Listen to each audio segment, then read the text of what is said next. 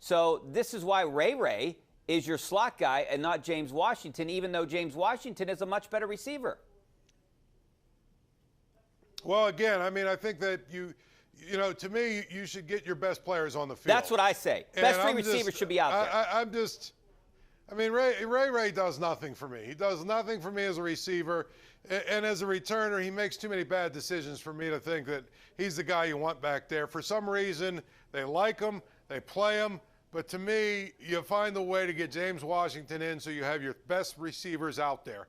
But again, without Chase Claypool, I mean, they don't have many other options. So I'm assuming he's going to have to get an opportunity to play this week.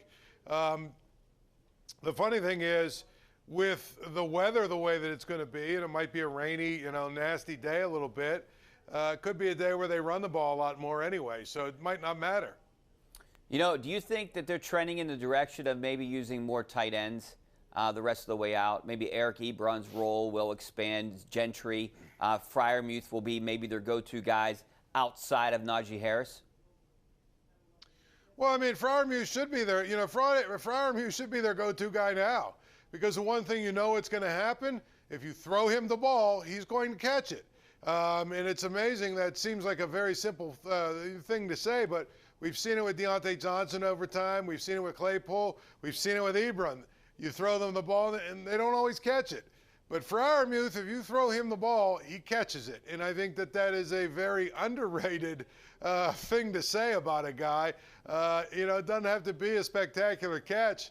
Just catch the ball. And so Freiermuth should be their primary guy anyway. You definitely, Deontay Johnson has gotten a lot better at catching the ball. And I don't know if you even know this, Paul. I know you go to a lot of the games and you see Deontay Johnson out there before practice, but he's out there sometimes 3 hours before game time. And no joke, he catches about 200 balls before the game, just working with one of the assistants, going through different routes, doing different things out there, just catching one after another. And he always ends that routine on 12 straight catches. If he drops one, he starts over again, and those are because he had 12 drops last year.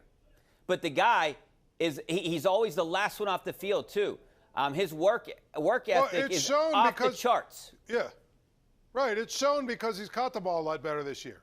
That's the big thing. He's had less drops, and, he's been more reliable. So that work has paid off for him.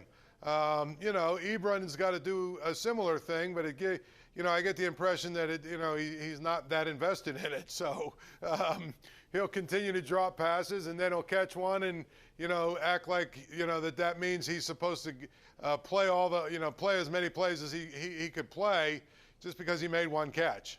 All right, we're going to go to break right here, Paul. But I want to come back and talk about Pitt, what that game did for Kenny Pickett. Did it raise his draft stock? Did it lower it? His Heisman chances? We want to get into that a little bit more coming up next, so stay right there. 412-575. What about the backyard brawl? Yeah. What's going on with that Pitt basketball team? All right. Coming back in a couple minutes.